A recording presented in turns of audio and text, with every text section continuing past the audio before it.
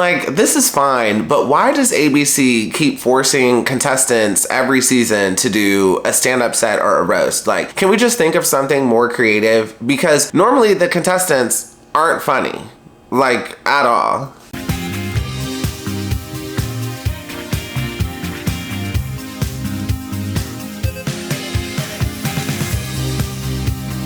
Hi everyone, my name is Demetri and welcome back to DemetriTube, The Bachelorette, Night 2. Let's talk about it. As always, if you're enjoying my videos, please go ahead and pound that like button, pound that subscribe button, and ring that notification bell. I'm a growing YouTuber and like, subscribes really help me out. So just one thing before we get started on the episode review, Paradise is coming back in 2025. ABC posted this literally as I was uploading my video last week.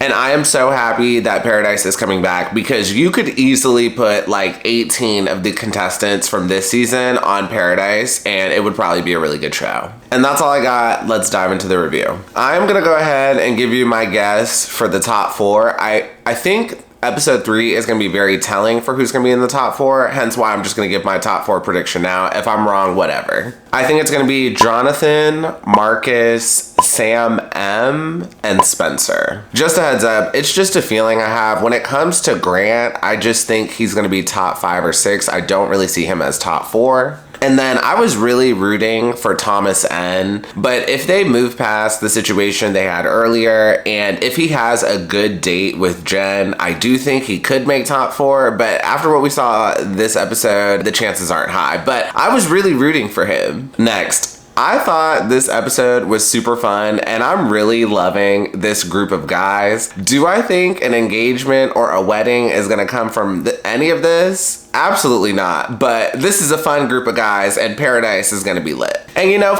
f it, put Jen on the Paradise cast too. Anywho, the episode starts and immediately Jen serves us an outfit. She is wearing a black leather or pleather miniskirt with a cream turtleneck sweater and matching like knee-high cowboy boots. And they're not actually cowboy boots, but they are the style and they have that cut at the top that is giving like a cowboy boot effect. And I was absolutely so proud of Jen in this moment. This is how you start an episode. Katie Thurston needs to take notes. She looks absolutely phenomenal. I love this outfit. It's not quite outfit of the episode, but I love it. And even though I do love this outfit, I do have one slight read. So she opted for a knee-high boot. I kind of wish she would have went for a shorter boot. So Jen herself is like really short. You just gotta be careful. When you're short, knee-high boots can kind of like swallow you up. I feel like they tend to only look good on like more so taller women, but Jen is the only woman on this show, so it's not as noticeable. And if you looked at the camera angles, when they were doing her intro package, she was by herself, so it was fine. And then when she was on the date with the guys, most of the shots were like waist up, so it didn't really matter. So for the group date, Jen and the contestants go to Queen Victoria Market. They try different foods, they walk around a bit. I absolutely love this date, but I do not love this date for a large group. When you go to a large market like this, there's already a lot going on. And then she's managing 8 other guys. It can just be too much. And let me know below in the comments if you've ever had Vegemite. So I've heard of Vegemite because I watched Rocket Power on Nickelodeon. If you know, you know. But I'm allergic to nuts, so I can't eat Vegemite. I'm guessing it's like Nutella. But if you've had it before, let me know in the comments. Is it better or worse than Nutella? Because that one guy was saying it tastes like soy sauce. Next, if you made it this far in the video, please go ahead and pound that like button for the YouTube algorithm. Next, I absolutely gagged when Jen said, "It's been a long day. I had a kangaroo testicle in my mouth."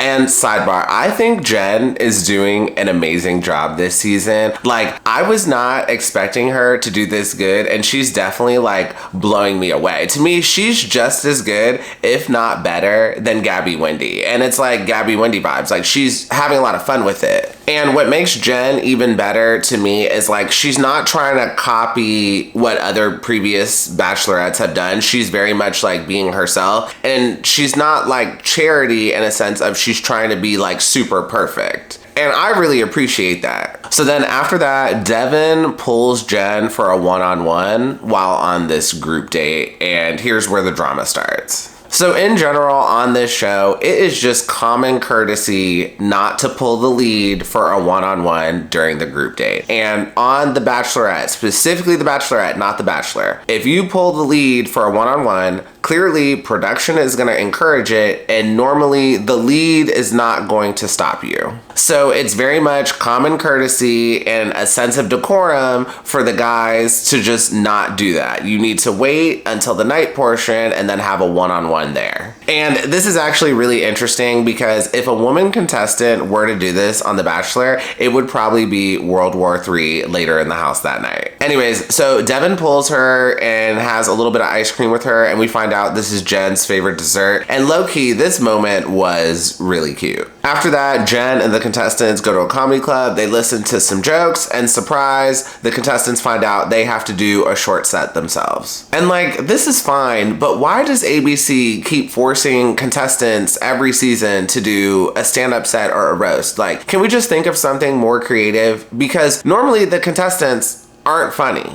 like, at all. And don't get me wrong, like, there's a lot of funny people out there, but it's one thing to be funny with your friends and family. It's another thing to get on stage in front of a bunch of strangers and be funny. It's like a different skill set. Anyways, during the comedy show, pretty much all the contestants get up there and drag Devin, but that was expected because he just made himself an easy target. And yes, pulling Jenn for a one-on-one did make him an easy target, but I don't think it truly justified like everybody dragging him on stage. There are other contestants you can drag. Anyways, after that, we move on to the night portion.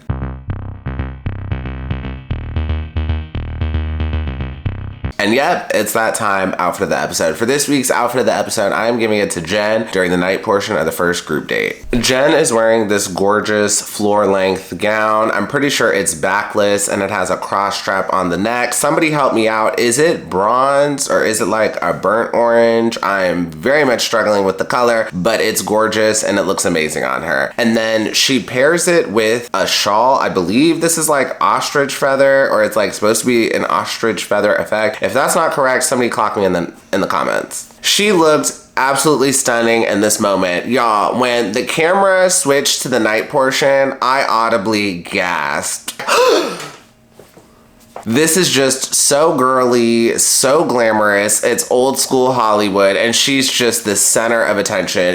This was such a great look for me. Moving on to the one-on-ones, the first one I want to talk about is with Jonathan. During the one-on-one, Jonathan says, "Really? I'm like a fat 13-year-old at heart?" And like,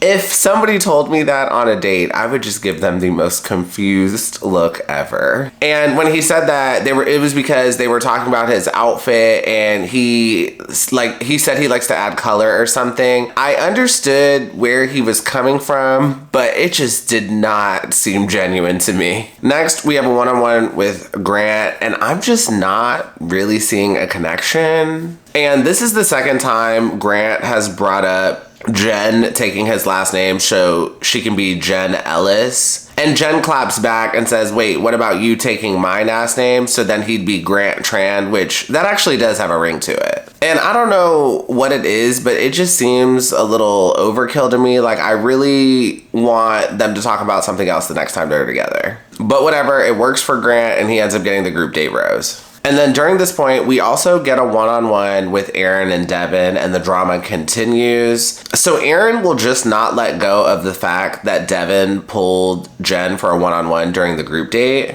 So Aaron calls Devin a boy. He also calls him Dylan. And then later on, Aaron is having a one-on-one with Jenn, and Devin steals Jenn away during the one-on-one. He brings in an ice cream cart and basically says, "Oh, the ice cream's melting, so we gotta have our moment." So Aaron gives Devin a few minutes. He gets a little bit of time with Jenn, and then Aaron comes back for the steal again. And I don't know if y'all caught this, but the most embarrassing part about this is Aaron steals Jenn back to talk to her, but he really had nothing to say to Jenn after he got some time back. He was clearly doing this just to piss off Devin, and he hadn't thought the whole situation through. Like, if you're gonna steal Jenn again, at least know what you're gonna talk to Jenn about. And to just unpack this whole situation, the whole thing was embarrassing. And we were literally watching the battle of the petty. Remember what Michelle Obama said? When they go low, we go even lower. Like, we were just watching that in real time. And y'all, let's talk about Aaron first. So Aaron is just really lame to me, and he's also a poser. So first of all, I'm pretty sure he's a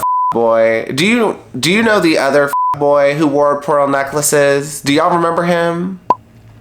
Yeah, him. And Aaron continually tries to one-up Devin, but he's just not good at it. He calls Devin a boy. He calls him Dylan, even though I'm pretty sure he got his name correct during the stand-up set. Like, how you get the name correct during the stand-up set, but not later that night. And I'm pretty sure Aaron has, like, no connection with Jen, so he's doing this for airtime to try to make it to paradise. And overall, Aaron is petty, but Devin is more petty. And Devin just has this personality that just rubs people kind of the wrong way. He's just a little obnoxious and loud, and it just rubs Aaron wrong. And we are going to talk about Devin a little more later. After that, we move on to the one-on-one with Marcus, and for the date, they go skydiving. But before all of that, Jen serves us another really cute outfit. She's wearing a purple sweater. It may be light blue. Somebody let me know the color in the comments. Midriff showing, and she pairs it with some oversized khakis. Very Gen Z look, but also cute and a little sexy.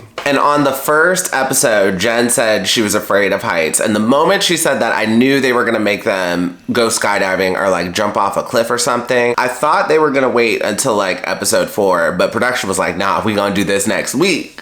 But at one point, Jen was heading to the plane and she says, I don't want to be held back by my fears anymore. And I love that. It sounded like a Taylor Swift lyric or something. So Jen ends up facing her fears and she's able to jump out of the plane, and she and Marcus have a very romantic kiss afterwards. So I think this is one of the most awesome dates that I've ever seen on the show. So this time they went skydiving off the coast of Melbourne. So just the views were like insane. I would love to go skydiving in that location. And skydiving has been done on the show multiple times before, but I just cannot remember them having skydived on this show in a location as glamorous as this one. After that, we move on to the night portion of the date, and there's just a few things I want to say about this. First, her outfit was like, okay. There were definitely better outfits in the episode. Next, Jen is very joking with a lot of the guys. Like, at moments, I feel like Jen may not be serious enough, but I love how unserious she is. Like, out of possibly all of the Bachelorettes I've seen on this show, I may get along with Jen the most out of all of them. I love having someone that I can kind of just joke around with all day. And like, don't get me wrong, there are times when you do need to be serious, but oftentimes on this show, it feels like, especially with the Bachelorette leads, it feels like they forget that dating is supposed to be fun, and they often feel like if they don't get married from this, their world is over. And it's very clear Jen doesn't feel that way. Like, she's gonna have fun with the dating, and if she doesn't get married, I doubt she feels like her life is over. And I hate to say this, but this is kind of one of the bonuses of having a younger Bachelorette. Like, yes, I'm sure she wants this to work out, but if it doesn't, it's not really the end of the world. Whereas like previous Bachelorettes we've had in recent years, they have very much acted like it's the end of the world if they do not get an engagement at the end of this. And for me, it's just a breath of fresh air to see someone having fun with this and just having fun with dating. So during the one-on-one, Marcus unpacks the fact that he was an Army Ranger and he would go on raids to pick up the bad guys. In Afghanistan, he got injured really bad and it changed his life. It showed him how precious life was, and he wants to live a life full of love. I'm gonna explain this the best I can. If y'all didn't know, I used to be in the Army, and being an Army Ranger is a big deal. When you think of like a classic soldier in the Hollywood movies who's like fighting the bad guys and constantly going on missions, very high level of physical fitness, and like, I'm talking does not mind going to the field, and not only that, doesn't mind going to the field for like 2 months straight, no breaks. That's the type of stuff that he would do. I had absolutely no desire to do that, but I respect the guys who do.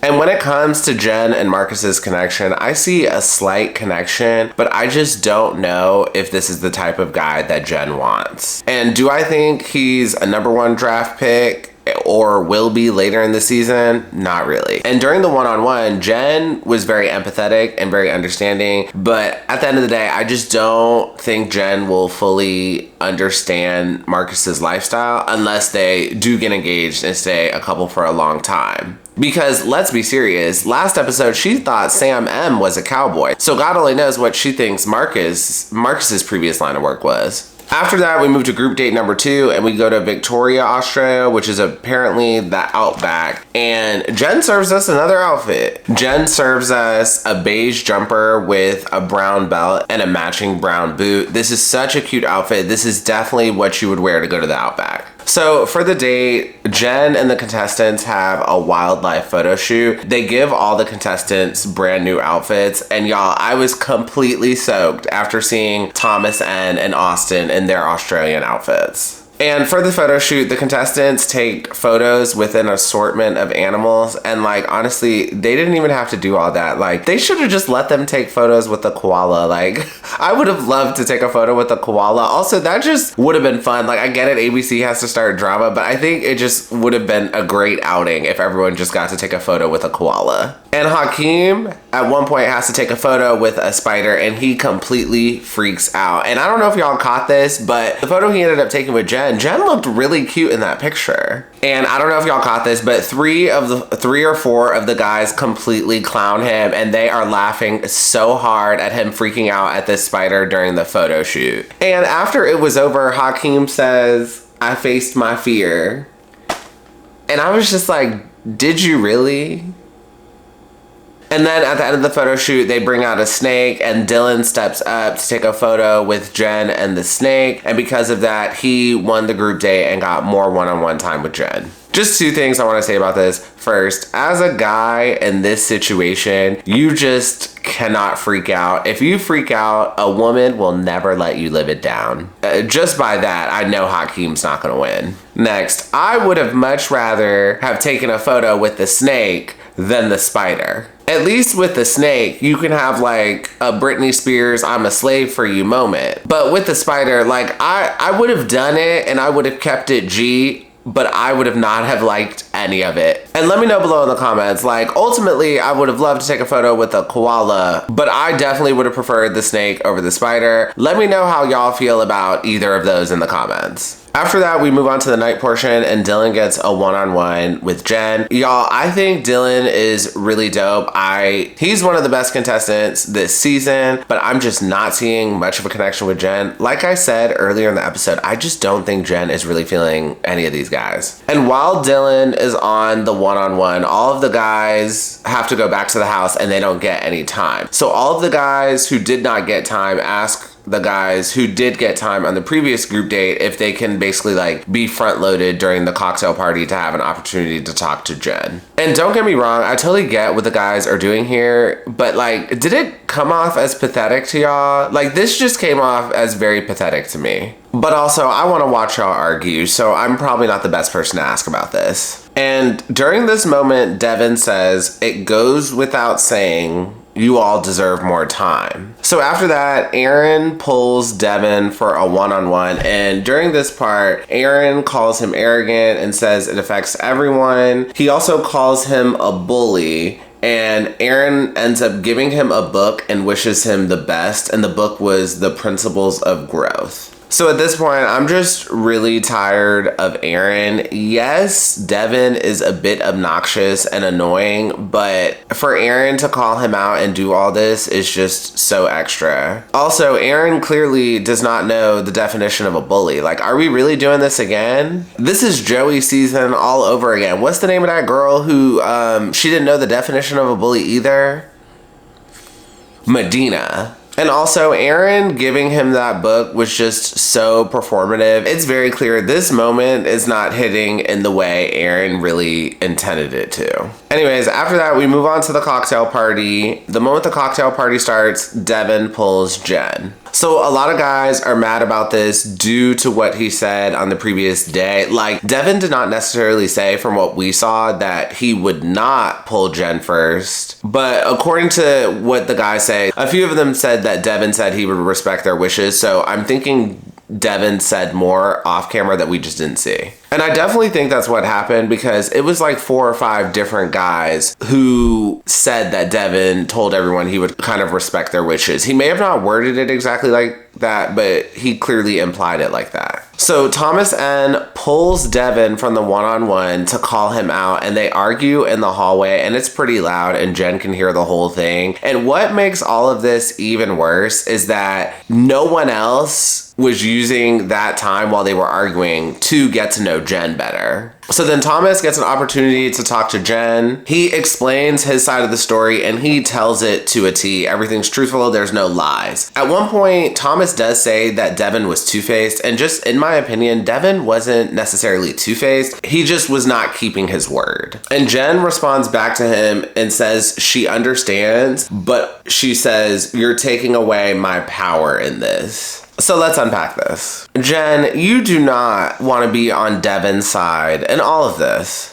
Devin is obnoxious, he's annoying, and he's a little loud, but he's also the type where you don't want to poke the bear, because if you get him mad, he's only going to get worse. And he's clearly doing that from this whole Aaron situation. And now Jen is trying to turn this into a women's empowerment moment. And I'm just like, girl, do you want women's empowerment or do you want decorum? And by Jen saying this, she's kind of setting like a dangerous precedent. So this is just my opinion. On The Bachelor, when it's all women contestants, if you want to win on some level, you have to be friends with the other women in the house. If you are not friends with some of the women in the house will turn against you and they will rat you out to the lead. And most likely they will believe the 2 to 4 women who rat you out over you defending yourself. And even if they do believe you, it tends to kind of soil your image in the Bachelor's head, so you're probably not going to win anyway. Now, on The Bachelorette, it's a whole different story. If you're one of the male contestants on The Bachelorette, you do not have to be friends with the guys in the house to win.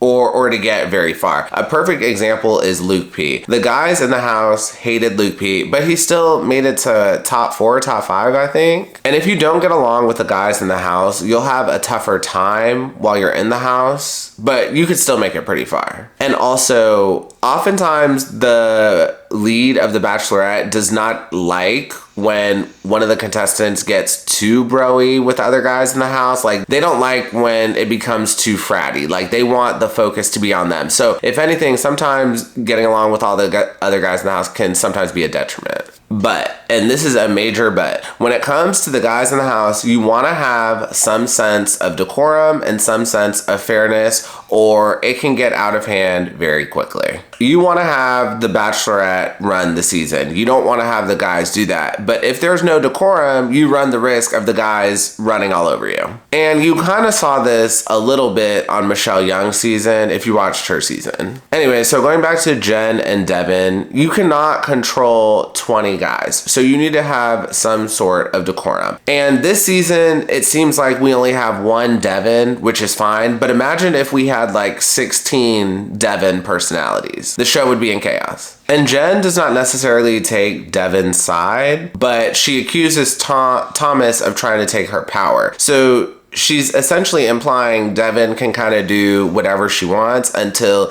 she says it's a problem and like calls it out. And again, if she had like 16 Devin personalities this season, that could evolve into chaos very quickly. Also, Jen has to focus on these one-on-one. She has to deal with production. She has like a lot of things she can do. She cannot control all of these guys at once. So again, it is helping her out to have some sort of decorum. But anywho, that's what I thought. Let me know what y'all thought about this in the comments. But for me personally, it just felt like a slippery slope. And just a few more things to wrap up this video. First, Jonathan cleans up very well. Did y'all see what he looked like during the nighttime portion of the group date to the cocktail party? He cleaned up a lot. Next, Sam M has a one-on-one with Jen, and y'all, Jen just wants to him. So far, Sam M and Jen have yet to have any sort of conversation with substance. And again, Jen has mentioned she has a history of choosing toxic guys. So Sam M being her first pick, it's just not looking good. Next, after the Thomas and Jen interaction where Jen put Thomas together, Thomas like goes outside and then Devin meets him outside and says, "You embarrassed yourself." And like,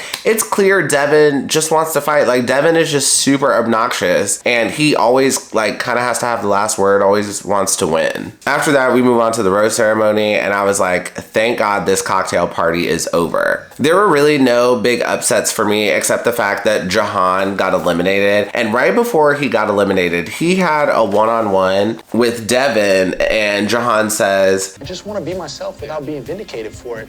Everyone's asking everyone to be themselves and no one's done it better than you, man. And like, that was a read. Jahan definitely should have been able to stay another week just for reading Devin like that. And Devin didn't even catch the joke. And that is the end of the episode and the end of this review. If you enjoyed this review, please go ahead and pound that like button, pound that subscribe button, and ring that notification bell, and I will see you all next time. Have a good one. Bye.